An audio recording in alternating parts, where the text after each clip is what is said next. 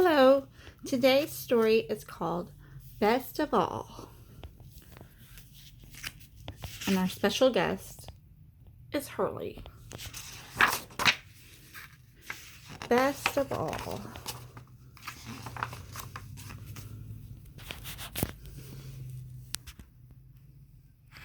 Higher on the right, higher on the right, demanded the mayor. There was no patience in his voice. Chip, the mimic lifting the banner, stretched as high as he could and pounded the nail into the pole. Better? He barely asked the question when his ladder began to sway. First to one side and then next. Crash! Chip grabbed the nail he'd just hammered and held on. Perfect, declared the mayor. Just perfect. As Wemmix ran to the rescue of the dangling worker, the mayor's wife read aloud the words stretched over the street. Wemmixville, welcome, Miss Best of All. Oh, she clapped her hands as she spoke. What a wonderful day! Who would have thought that such a famous person would visit our village? You know what they say, don't you? Everyone leaned forward.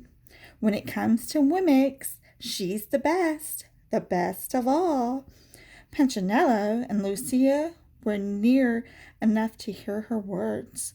Like the rest of the townspeople, they were wooden Wemmix made by Eli, the Wemmick maker. Unlike the rest of the village, they were puzzled. Tell me again, Punchinello asked the mayor's wife. Why is she so famous? Because everyone knows her. But why does everyone know her? Because she's famous.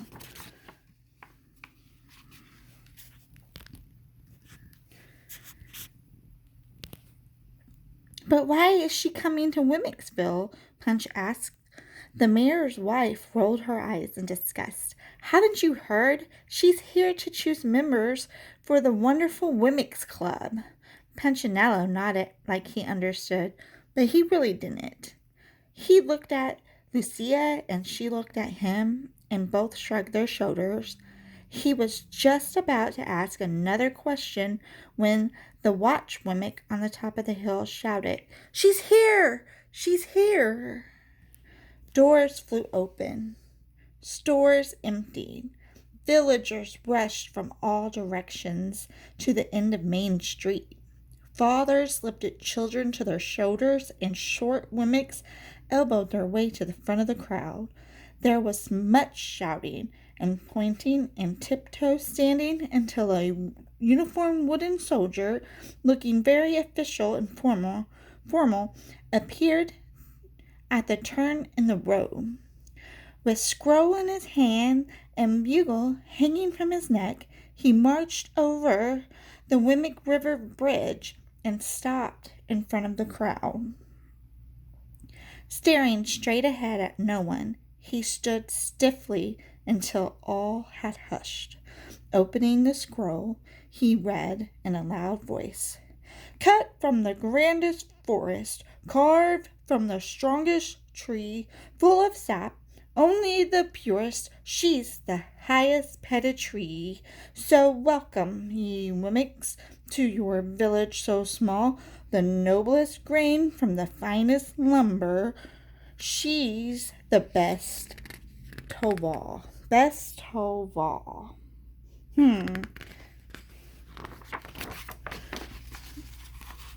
There she is. Famous. Best of all.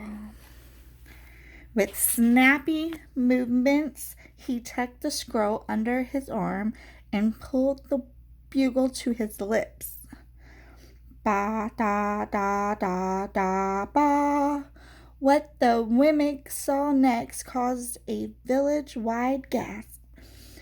A squad of soldiers marched round the corner, shouldering a tall box with curtains. From behind him, Punchinello heard the crowd whisper, It's her! The box sat on two poles, and the poles rested on the shoulders of 4 soldiers. 2 guards walked in front, 2 walked in back. Boots on the wooden bridge made the only sound. Click, click, click. They kept in perfect step until one of the soldiers stumbled just slightly. The box leaned out over the water. The villagers gasped a second time.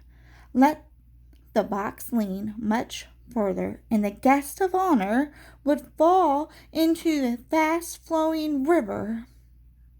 But the soldiers straightened themselves, crossed the bridge, and came to a stop in front of the mayor and his wife. They lowered the box.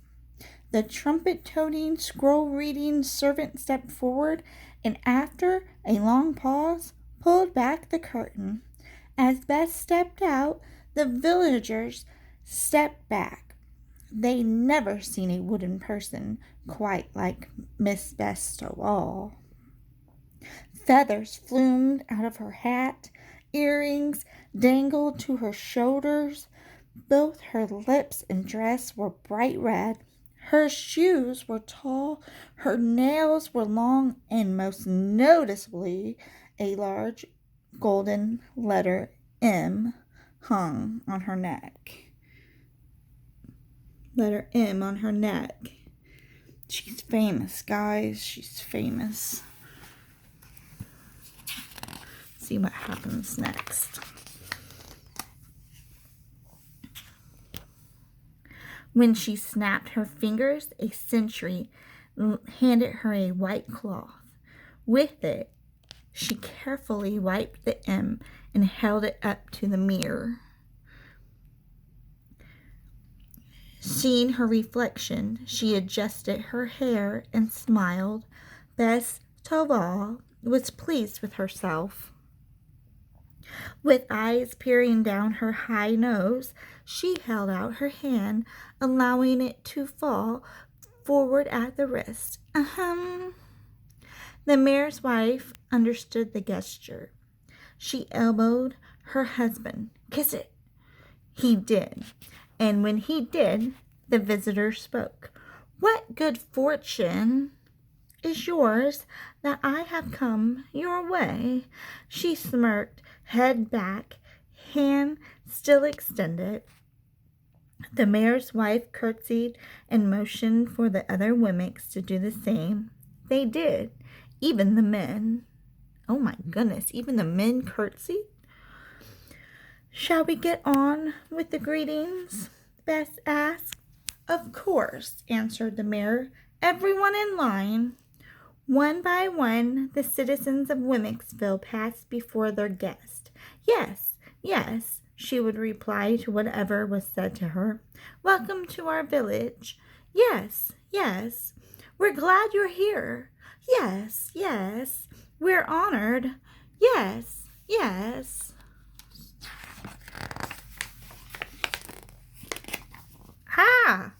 Sounds to me that this Bess Stovall is kind of full of herself.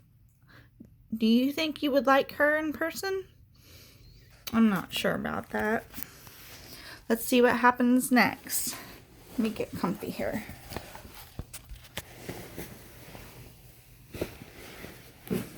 Okay, let's see what happens next. She was less concerned about what they said than what she saw. Occasionally, she would pause and stare deeply at a Wemmick. She examined the nose of the store owner and the ear of his son. She ran a gloved thumb across the hand of the nose builder and took a long look at the forehead of the painter. No one knew what she was looking for, and no one asked, although the wife of the mayor acted as if she knew, nodding when the famous guest nodded and sighing when she sighed. The shortest and longest looks were given to Punchinello and Lucia. Upon seeing Punchinello, Bess suddenly stepped back before he could touch her hand. Lifting her nose and waving, she instructed, "Go on, go on." Stunned, Punch didn't move. He just stood there, curious. Move on, her servant repeated with a firm voice. Punchinello did. Lucia started to follow him, not wanting the same treatment. Suddenly, the grand visitor stopped Lucia. My, best of all, admired. What have we here? Her eyes widened, and for the first time since she began greeting Wemmicks, a smile softened her narrow face. Such fine grain, and a nice shade. Are you maple? Lucia didn't understand. Excuse me? Are you made of maple? She had to think before answering. Yes. Which forest?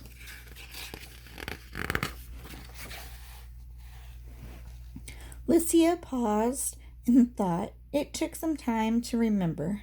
Majestic, she finally answered. Bess placed her hand over her mouth in surprise.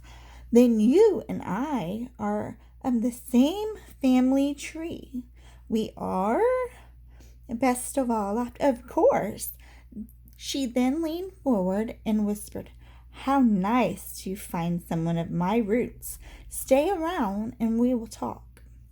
Lucia did. Between greetings, Best of all would make remarks to Lucia beneath her breath, such as, what naughty timber, or such an inferior grove, or definitely from the wrong side of the mountain.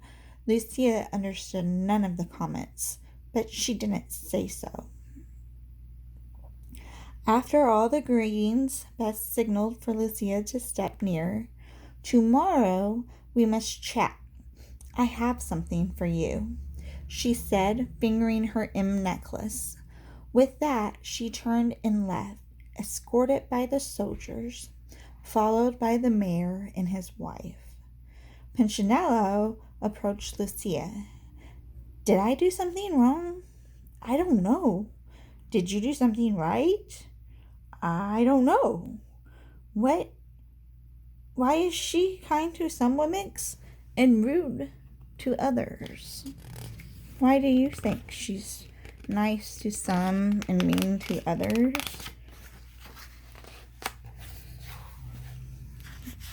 There's Punchinello and Lucia.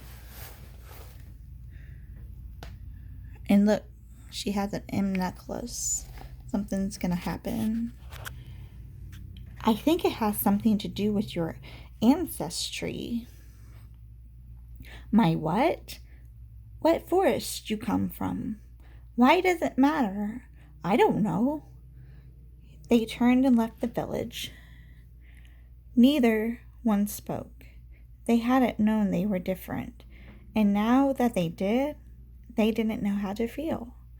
I'll see you tomorrow, Punch finally said. Yeah, sure, Lucia replied. Neither felt too happy.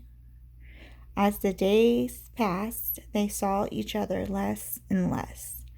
It took Best of all only a short time to select her favorite Wemmicks for the wonderful Wemmicks Club. Lucia was among them. So were the store owner and Mr. and Mrs. Mayor. Bess gave each an M to wear round the neck. The M is for maple. You are maples, she explained as she showed them how to polish the medallion. Not all Wemmicks are equal. Some are common, made of pine or elm. A few are quality cut from maple, like you. Fewer still of us are from a fine family tree. She glanced at Lucia, and Lucia blushed. The other Wemmicks politely applauded.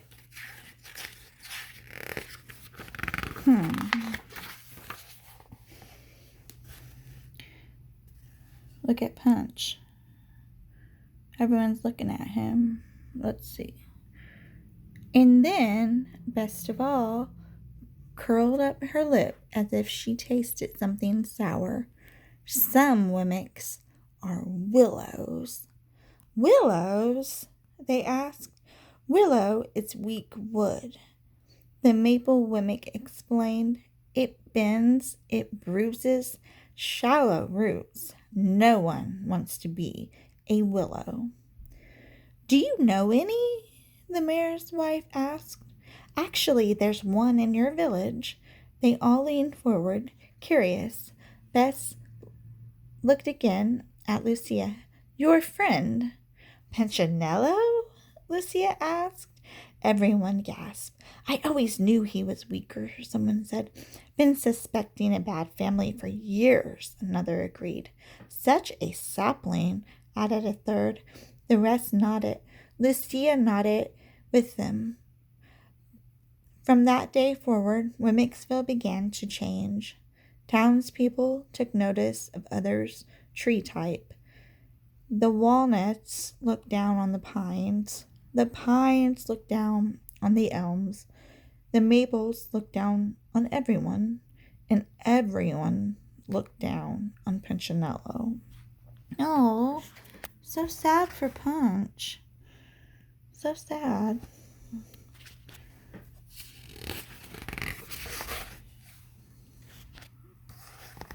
Aw. Walnuts formed a club and opened several branches. Elms cut a path and named it Elm Street. Maples built a house and hosted polishing parties. Everyone had a group. Everyone, that is, except Punchinello. Even Lucia ignored him. Hi, Lucia, he would say to her. Yes, yes, she would reply, not stopping.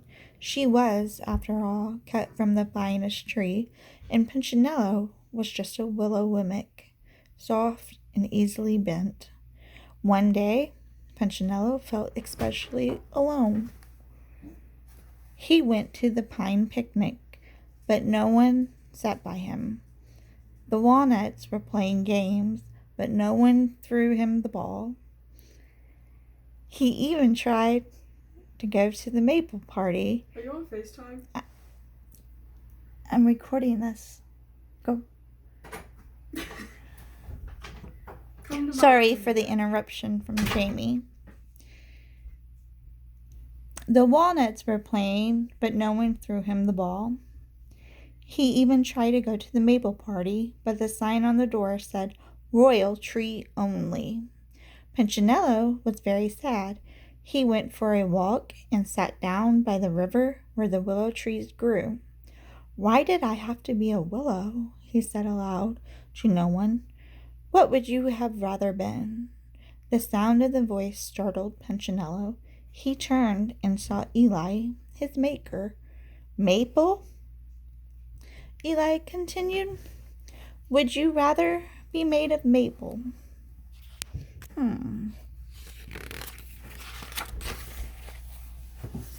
There's Eli, his maker, and Punchinello. Punchinello didn't answer. Both sad and embarrassed, he lowered his head. Eli walked over and lifted Punch's chin with a finger. Other wimmicks are better, Punchinello told him. Who says?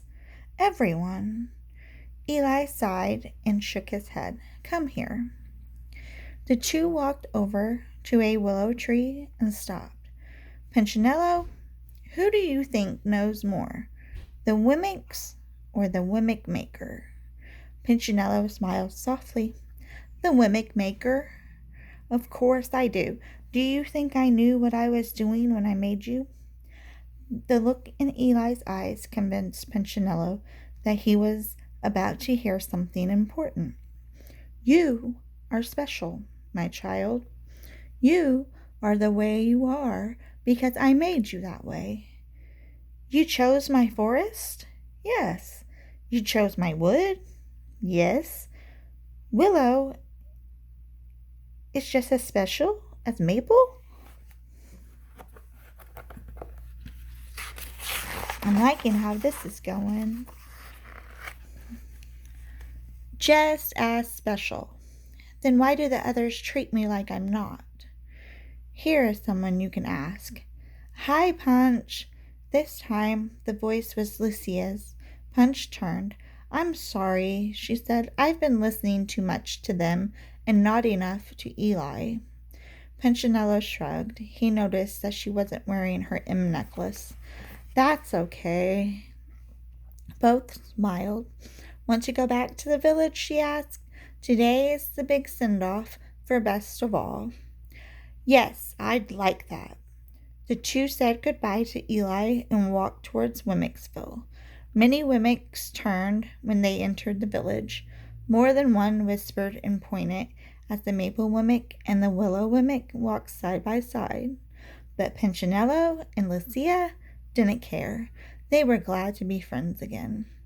All of Wemmicksville turned out to say goodbye to Miss Best of All.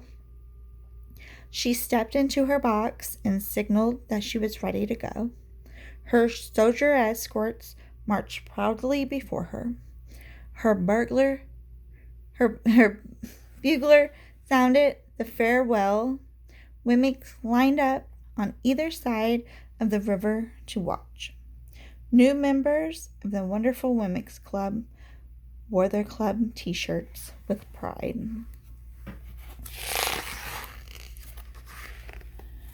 Uh-oh.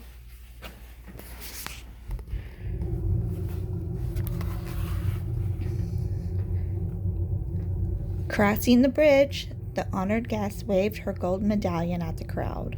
Farewell, lowly Wemmicks. Perhaps someday I'll honor you again with my presence, she shouted. Best of All leaned out the window of her special box so that everyone could see her. As she did, she leaned a bit too far and began falling. Her tumble stopped when her medallion chain caught on the bridge rail. When it snapped in half, she grabbed one end and held on, the river roaring beneath her. Wemmicks cried with alarm, Help her!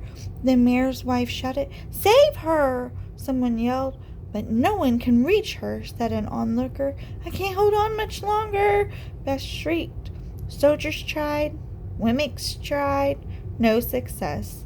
They were too stiff to bend underneath the bridge. Let me try, shouted Punchinello. I'm made of limber lumber.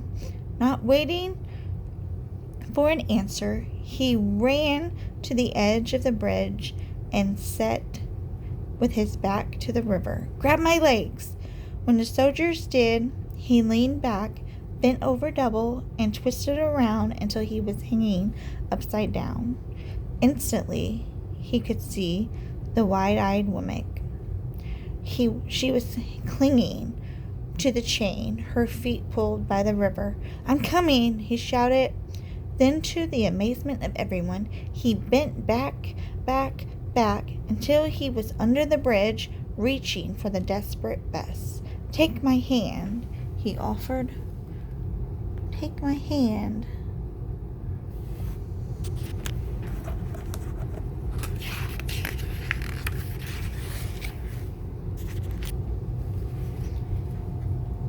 This time, she didn't care what kind of wood she touched. She grabbed his hand and held on. You must let go of the chain, Punchinello instructed.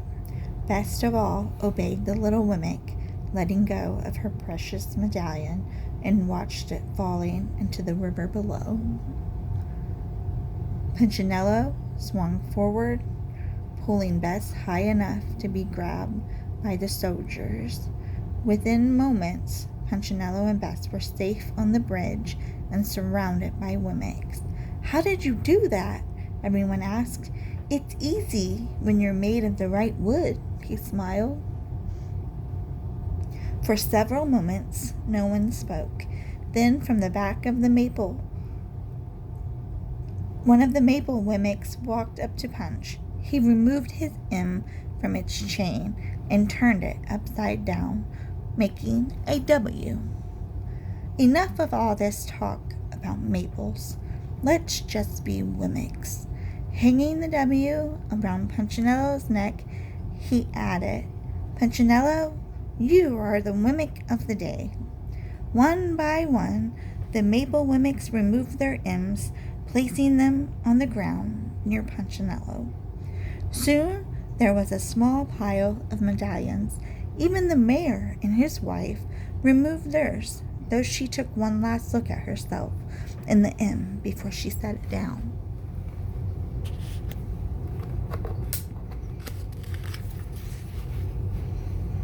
The Wemmicks started back towards town. The last thing anyone could remember about Miss Festival was seeing the majestic Maple down by the river, searching all alone for her precious gold medallion.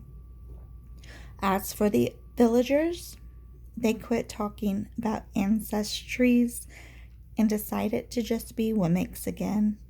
And Punchinello, he had a new job in town. "Say, Punch," a new Wemmick friend asked on the way back to the village, "there's a ball stuck in my chimney. Any chance you could reach it?" And when Punch did, he looked up the hill. Eli was watching from the porch of his house. Punch waved. His maker smiled. The end.